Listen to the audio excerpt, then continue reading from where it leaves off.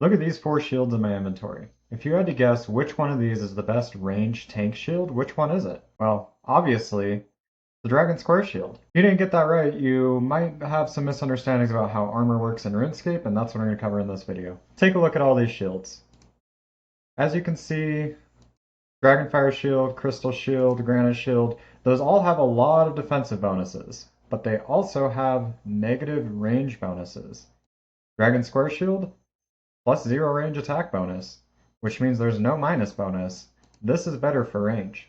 Now, why is it that the Dragon Square Shield has this weird special property of being a range shield? Well, actually, there's nothing special about it. All square shields have plus 0 range attack. People tend to think that a Rune Kite Shield is a direct upgrade to a Rune Square Shield in all circumstances, but look at that, minus 3 range. A Kite Shield is worse for ranging than a Square Shield. There's lots of other gear in RuneScape that works this way. At first, you might think that it's just a bad item you wouldn't use, but there are some niche uses. Let's go over them. Don't mind me just manually smithing a rune medhelm on my iron to make this next point, wasting a rune bar. I hope you appreciate it. That's not only true for the Rune Square Shield, that is also true for the Rune Chain Body and the Rune Medhelm. Most people would think that these are a direct downgrade to wearing a full helm, a plate body, and a kite shield, but in actuality, look at this range bonus. Plus 0. And look at this defense bonus. It's pretty high.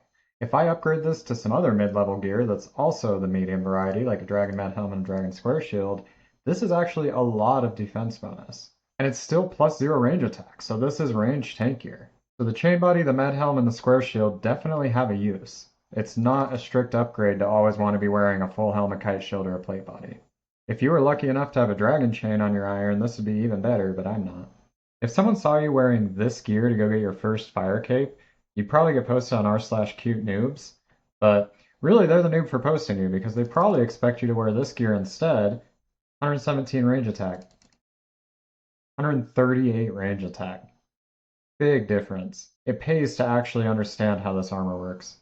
This so-called newbie gear is actually better for something like an early fight cave than this gear, which people would think would be stronger. It's not. Here's some other weird quirks. Did you know that a rune mace gives you plus 4 prayer bonus? Maces are prayer gear, and rune mace actually has a lot of prayer bonus. Look how much prayer bonus you can get with like a very basic early game outfit. 28. Not too bad. Another unknown one is that a rune dagger is actually a staff. It gives you plus 1 magic attack and plus 1 magic defense. In terms of damage, most people know that a rune scimitar is going to be your best bet for damage, mostly because it has a fast attack speed.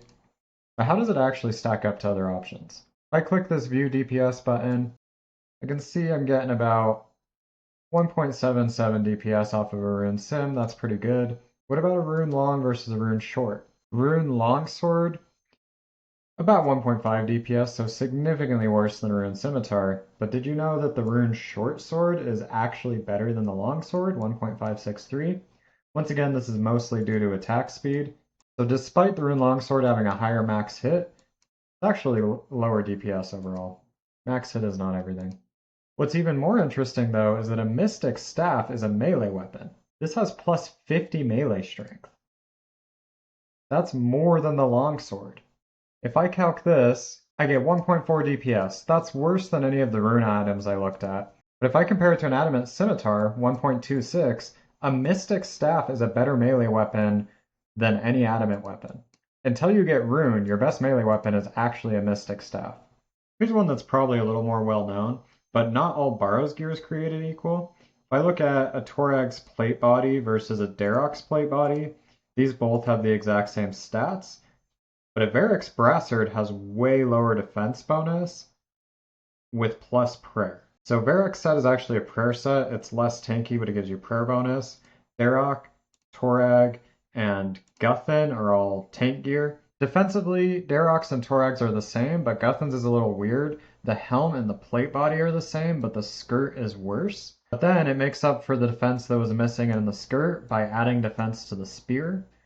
So Guthin's is a little worse marginally, but it depends what you're doing. And then Varroc's, of course, actually has pretty significant prayer bonus, plus 18 overall. The next one I'm going to talk to certification. This is the guy that certifies you to be a white knight. Yes, all of these guys' names have a pun. So in terms of proselyte gear, you can get proselyte or you can get initiate. In terms of prayer bonuses, Initiate gear is basically just melee monk robes. They both give plus 11 prayer. Proselyte's an upgrade, it gives you plus 14 prayer. And if you don't like the white of the proselyte gear, you can essentially have it recolored by getting elite black gear from the Walgothic Sleeps quest. They both give plus 14 prayer. In terms of amulets, an amulet of strength gives plus 10 melee strength. A glory only gives 6, and a fury only gives 8. So amulet of strength, if you don't care about the accuracy or the defense, amulet of strength is actually BIS.